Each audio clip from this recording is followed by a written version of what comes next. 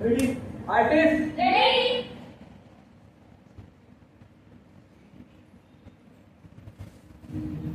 आनंद यात्री कोल्हापूर सहर्ष आणि सविनय सादर करत आहोत गंधार जोगलिखित आणि दिग्दर्शित एकांकिका कलम 375.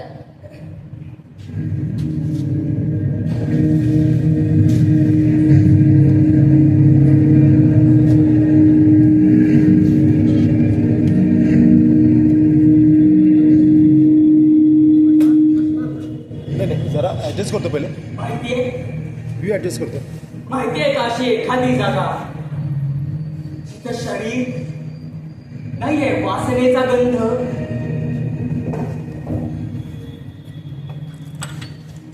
आगतिकता नाही स्पर्शाचा बंध,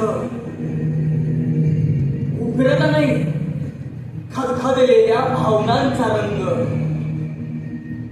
आणि स्पर्शापेक्षाही जास्त बोलणारा डोळ्यातून न कळत येणारा तो नाजूकसा पाण्याचा थेंब.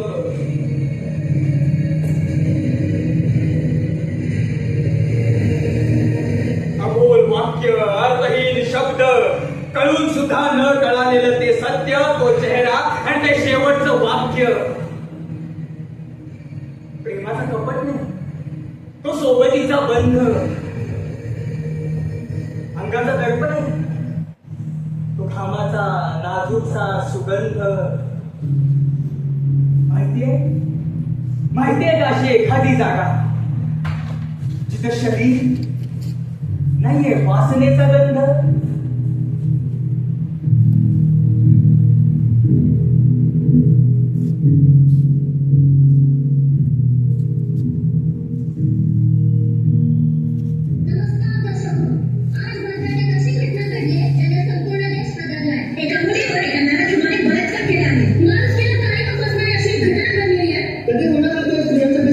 देशभरातून संतप्त प्रतिक्रिया व्यक्त होत आहेत. जनतेतून एकच आवाज येतोय.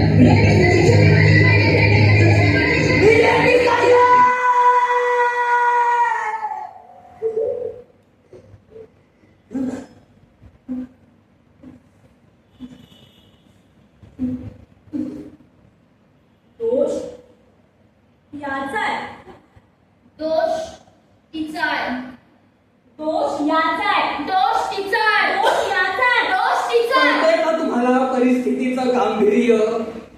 तेच म्हणते मी. कळतंय का तुला परिस्थितीचं गांभीर्य?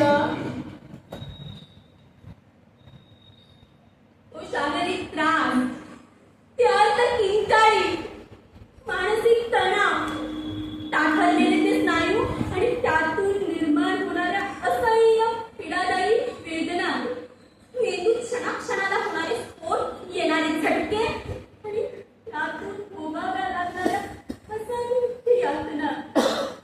आणि यानंतर जगावं की मरावं त्यासाठी घुसमटत राहणारा तो एक श्वास. इतकं सोपं वाटलं तुला हे? करणारा जातो करून, पण भोगावं लागतं त्याला त्याच्या सोबत हे घडतं. म्हणून द्यायचं सोडून जगणं. मरण्यासाठी असतं एक कारण पुरेसं, पण जगण्यासाठी लागतात असंख्य कारणं. एक मुलगा, एक मुलगी, या एवढं स्वाभाविक. जगावेगळं घडलेलं नसतंय कधी, तरली जीव सृष्टी यावर. उलट वाटलं पाहिजे कसा अर्थ अभिमान तुझ्या पुरुषत्वाचा. म्हणजे पुरुषत्वच आहे सर्वस्व, आणि या सगळ्यात मानवी भावभावनांचा काही मात्र नाहीये संबंध. मग असंच असेल सगळं. काय अर्थ आहे या सगळ्याला? त्यापेक्षा बरं गेलेलं त्याने काय होईल साधलं? संसारिक सगळं का नेहमी भावभावनांचा समाजाचा विचार करायचा पिढीकाने? जर घडला असेल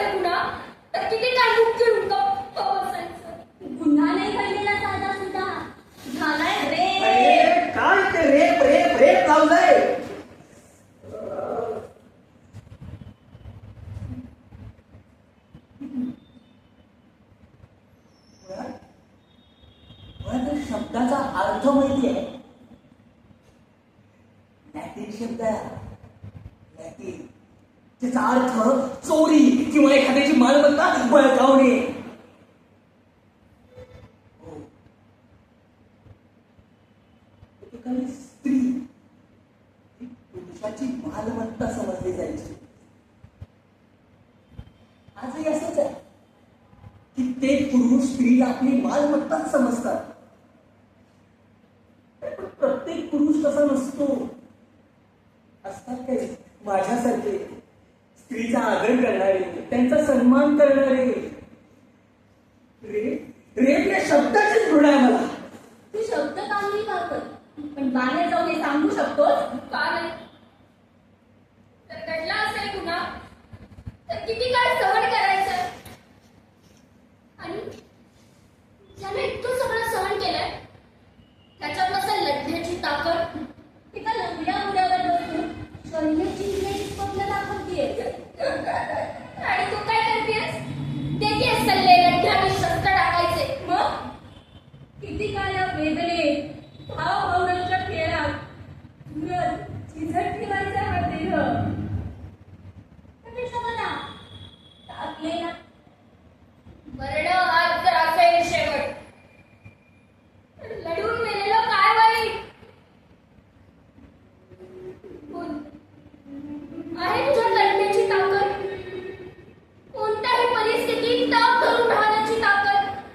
जगातल्या प्रत्येक प्रश्नाला सडेतोड उत्तर देण्याची ताकद?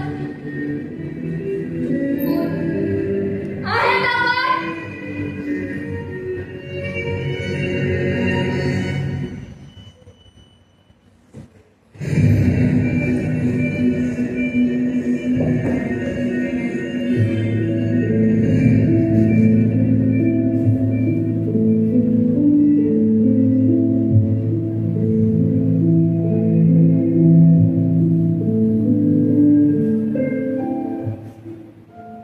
जन्मजात दिलेली असते माणसाला लढण्याची ताकद. माझ्यातही असेलच. अरे पण हे युद्धच विचित्र आहे. या युद्धात माझे दोन्ही हात असे बांधले गेले.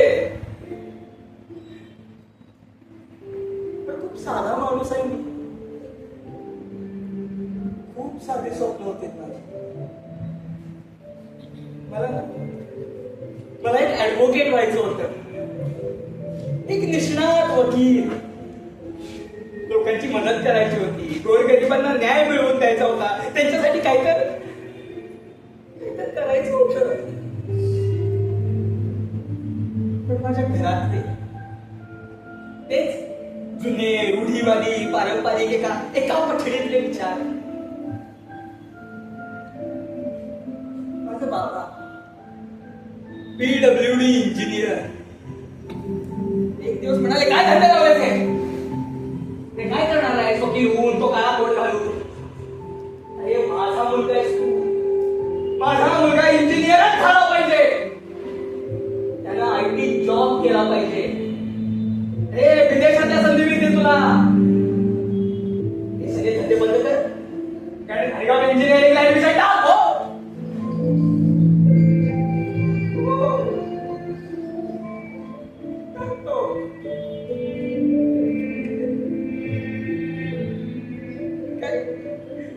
हो काय बोललोच नाही त्यांच्या समोर.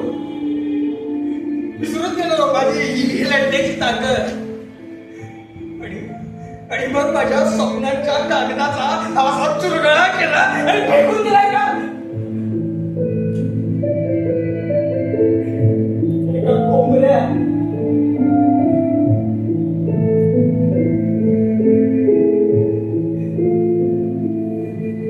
आणि आलो ह्या ITच्या जंजाळात. कॉर्पोरेटचं एक झगमगीत जग.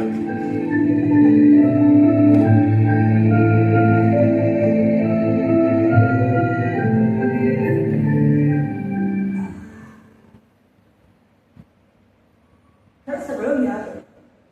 पैसा, गाडी, बंगला, कलीग, एक लेडी बॉस. माझी बॉस, माझी चांगली मैत्रीण.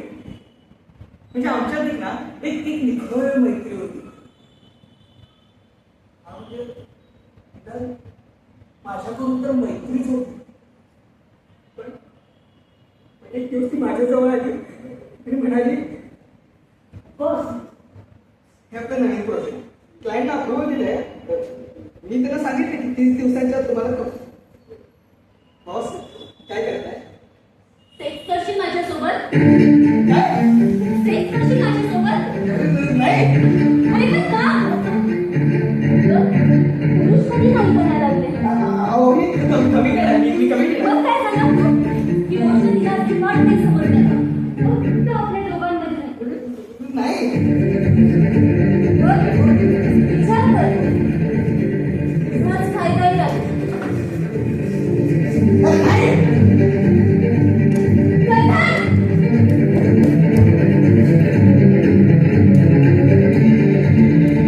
विचार कर. तुझा हा जॉब माझ्या हातात आहे. हा जॉब तर जाईलच, पण मी दुसरा कुठला मिळवून देणार नाही.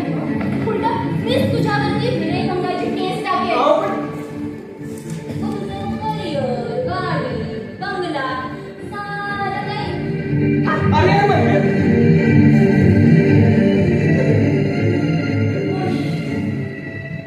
करशील ना माझ्यासोबत sex? That's like a good boy.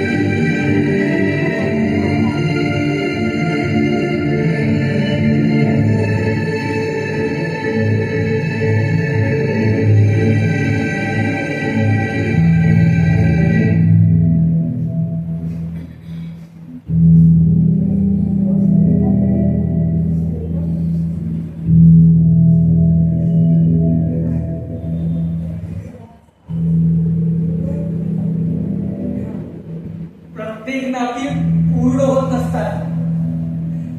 असतात काही नाती अर्धवट, अबोध आणि अपूर्ण. कधी कधी तर दोन जाती आहेत त्या नात्याची भूक जी भागवली जाणार आहे पायांमध्ये आर्त किंकाळीने आणि छातीवरच्या कुंतल पावसाने. हवी कशाला असली नाती? खरेपणाचा मुखवटा घालून खोटेपणाला किंमत देणारी एखादी जागा जी भरली आहे एकतर्फी स्वार्थाने आणि क्षणिक आनंदाने कशाला पडू द्यावी ती रिकामी? जाऊ द्यावा ना. एखादा स्वार्थाचा खडा त्या पाण्यात तळापर्यंत जाईल तितका खोल हातपर्यंत रुतेल असा.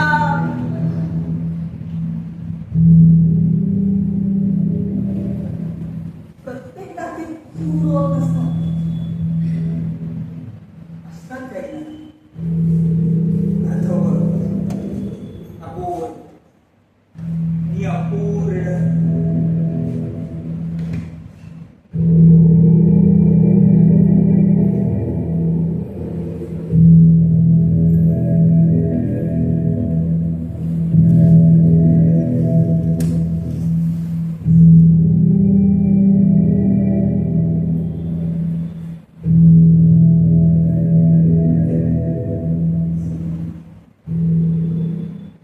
आता मला सांग, कोण मान्य करेल की माझ्यावर एका मुलीनं बलात्कार केला आहे?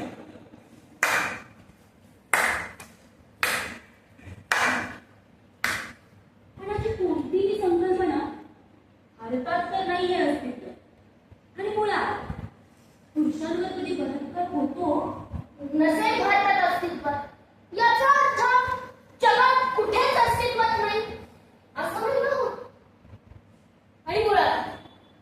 बलात्कार म्हणजे काय आणि काय फरक आहे? सामान्य लैंगिक संभोगात आणि बलात्कारात फरक फक्त इच्छेचा. इच्छा असेल तर तो सामान्य लैंगिक संभोग असेल आणि इच्छा नसेल तर तोच बलात्कार. पण या साहेबांनी तर दिली होती ना कन्सेंट. पण घेतली गेली या प्रकरणात जबरदस्तीने कन्सेंट आणि घेणं जबरदस्तीने कन्सेंट हा सुद्धा गुन्हाच आहे. तर समज तिनेच याच्यावर केस टाकली तर स्त्रियांना झालेली इजा दिसून येते. पुरुषांचं काय? आणि मुळात मेल रेप म्हणजे काय ते सिद्ध कसं करणार आहे?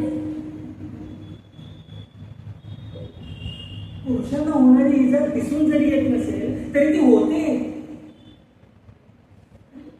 कारण पुरुषांना काही शारीरिक मर्यादा आहेत जे स्त्रियांना नाही आहे.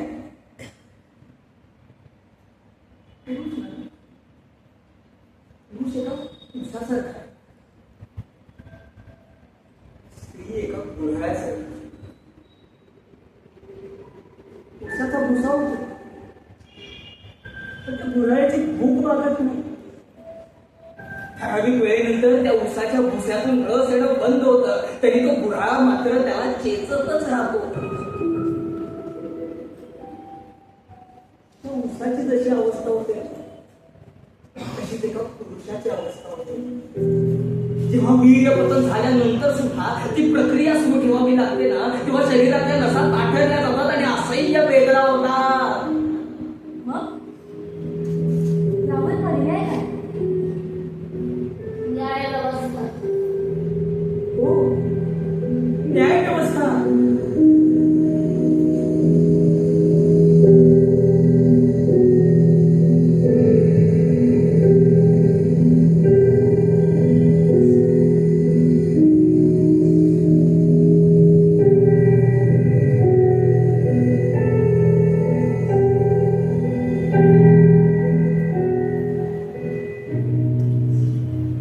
कोणी न्याय देतं का हो?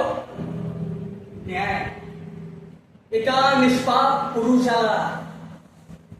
एक पुरुष ग्राउंडवरच्या कॅन्डल मार्च वाचून, टीव्हीवरच्या न्यूज वाचून, कोर्टाबाहेरच्या आंदोलना वाचून, दंड व्यवस्थेच्या कायद्यात वाचून ह्या संविधानाच्या गल्लीगल्लीतून गिरतोय. कुठे कलम 14 सापडते का ते पाहतोय. ते हे सांगतंय की भारतातले सगळे नागरिक म्हणजे कोणत्याही जाती, धर्म, पंथ, समुदायाचे असो, स्त्री असो अथवा पुरुष असो, संविधानासमोर सगळे सारखे आहेत. न्याय देतं का हो? न्याय खरं सांगतोय बाबांना, पुरुष आता थकलाय. या IPC, CRPC आणि एव्हिडन्स ऍक्ट मधून पार तुटून गेलाय. पुरुषाला आता त्याचा पुरुषी अहंकारच नडतोय. पुरुषाला तर काही नको. आणि लग्नात हुंडा नको, आदर सत्कार नको, ही पुरुष प्रधान संस्कृती नको. हवाय का फक्त न्याय. पण न्याय देतं का हो? न्याय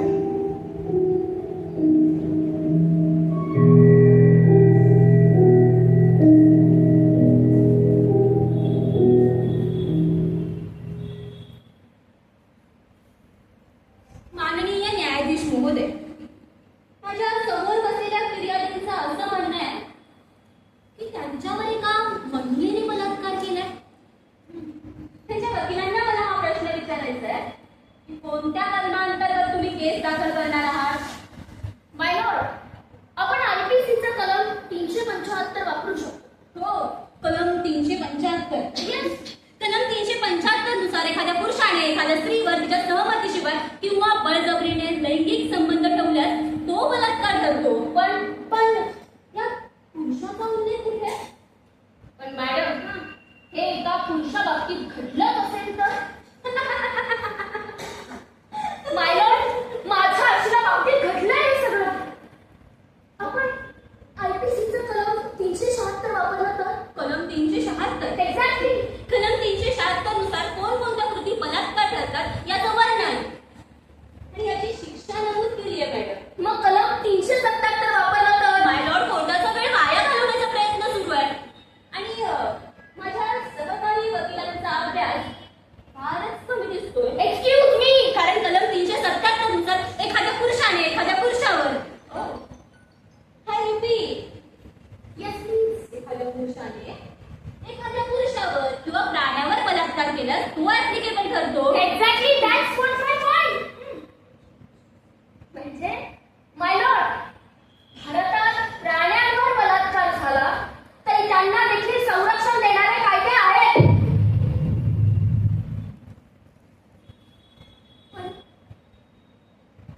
काम पुरुषा बाबतीत घडलं तर साधी दखलही घेतली जात नाही. पण न्यायाधीश महोदय, अशा कितीतरी केसेस आहेत ज्यामध्ये बलात्काराच्या घटनेत मॅडम महिलांना सुद्धा शिक्षा झालेली आहे. अच्छा, जसं की सांगते. आरोपी वर्सेस स्टेट ऑफ एमपी 2006 सालची केस. या केसमध्ये एका नवऱ्याला त्याच्या बायकोने बलात्काराच्या घटनेत मदत केली होती. आता खरं तर मॅडम बायकोनेच नवऱ्याला बलात्कार करण्याकरिता प्रवृत्त केलं होतं. या केसमध्ये जी पीडिता होती तिने वेळोवेळी मदतीसाठी हात मागितला, मात्र तिला मदत न करता तिला मारहाण करून महिला आरोपी घटनास्थळाहून निघून गेला.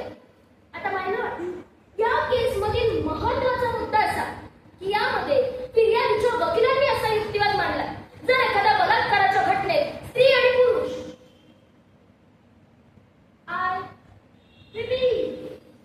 स्त्री आणि पुरुष जर बलात्काराच्या घटनेत सामील असतील तर त्याला सामूहिक बलात्कार म्हणतात. That's all, Your Honor. Madam, तुम्ही सुप्रीम कोर्टाचा निकाल नाही का वाचला? सांगा. एखाद्या महिलेचा बलात्कार करण्याचा हेतूच असू शकत नाही. मॅडम आपण पुढची केस विचारात घेऊया. Yes, why not? थँक्यू. महिला आरोपी वर्सेस स्टेट ऑफ महाराष्ट्र. या केसमध्ये एका 25 वर्षीय महिलेने एका 23 वर्षीय मुलावर बलात्कार केला होता. आता मॅडम या केसमध्ये त्या महिला आरोपीला डिस्ट्रिक्ट कोर्टाने 7 वर्षांची शिक्षा सुनावली आहे. ते डिस्ट्रिक्ट कोर्ट आहे मॅडम. माझ्या मते तुमचा अभ्यास फक्त डिस्ट्रिक्ट कोर्टापर्यंतच मर्यादित दिसतो. ऑब्जेक्शन माय लॉर्ड. कारण त्या केसमध्ये बॉम्बे हायकोर्टाने त्या महिलेला निर्दोष साबित केले सबळ पुराव्याअभावी. मग मॅडम आपण बॉम्बे रेप केस बद्दलच बोलूया. कोणती? माय लॉर्ड, बॉम्बे रेप केस मधील तथ्यांमध्ये आणि आपल्या केस मधील तथ्यांमध्ये साधर्म्य आहे. बॉम्बे रेप केस मध्ये मॅडम गळ्यावर चाकू ठेवून कन्सेंट घेण्यात आली होती आणि माय लॉर्ड आपल्या केस मध्ये धमकी देऊन ही नक्कीच रेफरन्स केस असू शकते. No physical damage. हं? नो फिजिकल डॅमेज या तथ्याखाली त्याही महिलेची निर्दोष सुटका करण्यात आली आहे. पण मॅडम एक मिनिट. आता मी येते. विचारा. त्या केसमधील कल्प्रिटचं नाव सांगू शकाल? माय लॉर्ड माझ्या सहकारी वकिलांचं ज्ञान थोडं तोकडं दिसतंय. कारण मॅडम भारतात विशाखा गाईडलाईन्स लागू आहेत आणि यानुसार जर बलात्काराच्या घटनेत विक्टिम किंवा कल्प्रिट महिला असेल ना तर तिचं नाव आपल्याला रिव्हील करता येत नाही. Exactly, that's my point. No, that's not your point, that's my point. आपण का जर एखादा मुलगा गुन्हेगार असेल तर त्याच्या समाजात वाभाडे काढले जातात, सोशल मीडियावर त्याला ट्रोल केलं जातं. आणि हेच एका मुलीनं केलं तर साधं नाव पण ट्रोल केलं जातं. न्यायाधीश महोदय, अत्यंत महत्वाचा मुद्दा माझ्या वकिलांनी उपस्थित केला आणि मॅडम याच मुद्द्याच्या अनुषंगाने मला पुढील काही मुद्दे मांडायचे. डिस्कसिंग. ओके. महिना 2013 मध्ये ज्यावेळी अँटी रेप अमेंड करण्यात आले ना त्यावेळीपासून महिलांनी पुरुषांवर केलेल्या खोट्या रेप केसेसचं प्रमाण 55% वाढले. म्हणजेच काय तर मॅडम काही महिलांनी कायद्याचा दुरुपयोग केल्याचं दिसून आलंय. आणि माय लॉर्ड याचंच उदाहरण म्हणजे फॉल्स प्रॉमिस टू मॅरी या कलमाचा देखील दुरुपयोग करण्यात आलाय. म्हणजेच जर एखाद्या पुरुषाने एखाद्या स्त्रीला लग्नाचं वचन दिलं, त्यांच्यात लैंगिक संबंध ठेवले गेले आणि नंतर तो पुरुष त्या स्त्रीला सोडून गेला तर मॅडम ती स्त्री त्या पुरुषावर त्या कलमाअंतर्गत बलात्काराची केस दाखल करू शकते. Am I right? Am I right? Yes. पण मॅडम हेच जर एका पुरुषाबाबतीत घडलं तर? My lord, जर एखादी स्त्री एखाद्या पुरुषाला सोडून गेली तर त्या पुरुषाने काय करायचं? ब्रेकअपच्या नावाखाली बियर प्यायची. Objection my Lord. Apart from joke, this is the reality.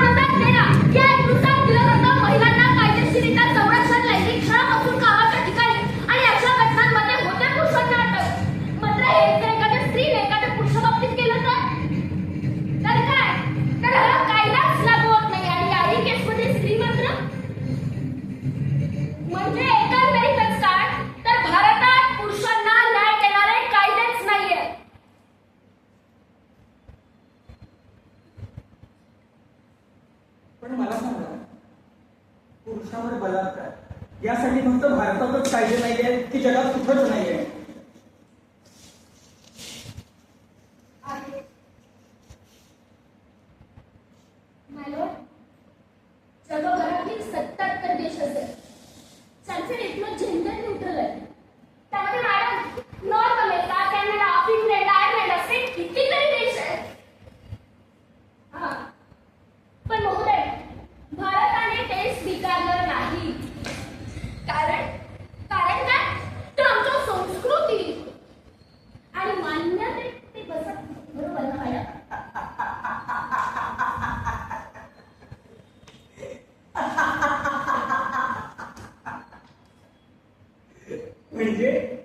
म्हणजे इथल्यांना हवंय सगळं बाहेरचं. कपडे वेस्टर्न, जेवण Italian, continental, Chinese, culture Indo western, मुलं कोरियन. पण नकोय त्या देशांमधले कायदे. आणि का? तर आमची मान्यता आहे की एखाद्या पुरुषावर बलात्कार होऊच शकत नाही. मला सांगा, हीच आहे का होती स्त्री पुरुष समानता? का समानता फक्त त्या बसच्या जागांमध्ये, निवडणुकीच्या सीटांमध्ये आणि गव्हर्नमेंट जॉब मध्येच आहे? का नाही ती कायद्यांमध्ये सुद्धा? आता तर न्यायालयाने सुद्धा दरवाजे बंद केले. आता काय करशील? माझ्याकडे एक ना पर्याय आहे. संपूर्ण स्वतःला. नाही.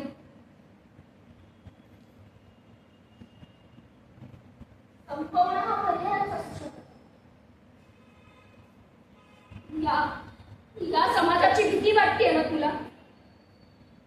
मग जा निघून दूर या समाजापासून, अशा ठिकाणी जिथे तुझी कोणती ओळख नसेल. जा निघून दूर. नाही जमणार, नाही जमणार. मग retributive theory.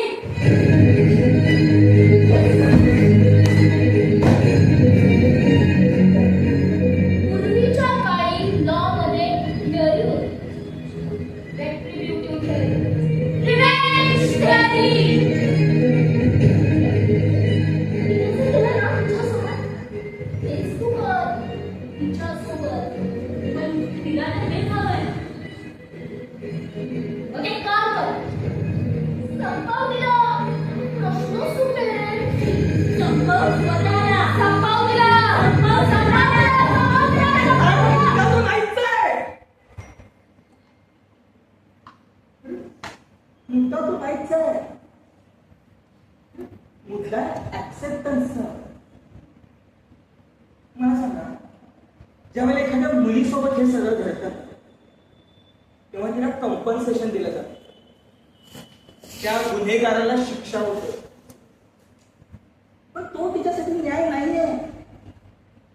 ज्यावेळेला हा समाज तिला पूर्वीप्रमाणे ऍक्सेप्ट करतो, त्यांच्यात प्रतिष्ठेने जगू देतो, तो तिच्यासाठी न्याय आहे. पुरुषांच्या बाबतीत तसं काहीच होत नाही.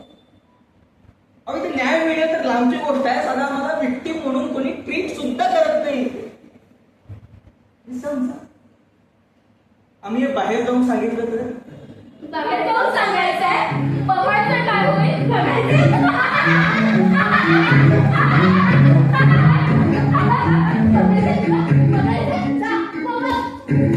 आई बाबा ऐक ना, काय बोलताय ते लोक? तू खरं नाही ना बोलत आहे?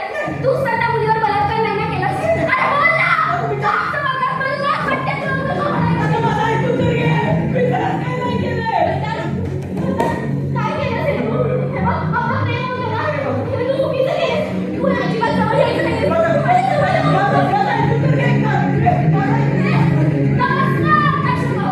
आज भारतात एक अशी घटना घडली आहे, ज्याला संपूर्ण देश हादरलाय. एका मुलीने एका मुलावर बलात्कार केलाय.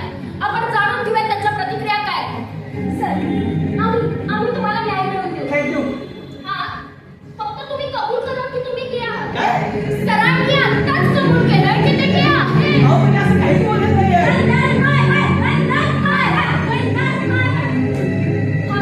आज तो मुलगा ज्याने त्या मुलीवर बलात्कार केला,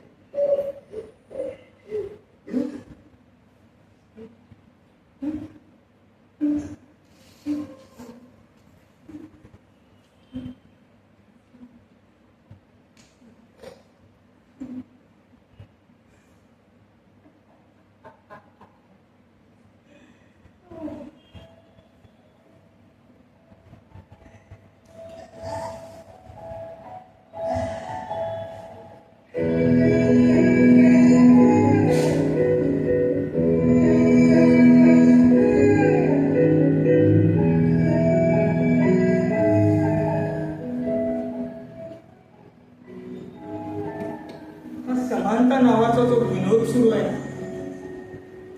तो नको आहे. खोट्या स्वाभिमानाचे आरास फोडायचे आहे आता. नकोय ते एकतर्फी आव, नकोय ते दुटप्पी भाव. आता नवा समाज हवाय जिथे नसेल 100 गुन्हेगारांना सुटका आणि नसेल एका निरपराधाला फटका. तिथे शिकवण दिली जाईल बलात्कार न करण्याची आणि समज दिली जाईल खोट्या बलात्कारांच्या केसेसची. तिथे समानतेच्या नावाखाली नसेल विषमता, प्रमाण असेल फक्त माणूस. सहानुभूतीच नसेल विठभर जागा, वेशीबाहेर असेल काम आणि वासना. तिथे ह्या शरीराला महत्व शून्य, क्रौमार्य चाचणी असेल नगण्य. तिथे स्त्री पुरुष हा असा भेदभाव दिसणार नाही. माणूस म्हणून राहील प्रत्येक जण ही ग्वाही.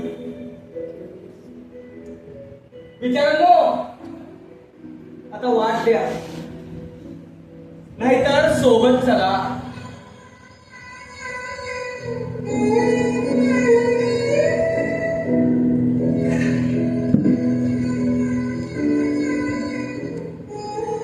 अरे इथून तर फार गमतीशीर दिसतंय सगळं. ह्या नव्या समाजात तुमचं स्वागत आहे. सहर्ष सहर्ष स्वागत आहे.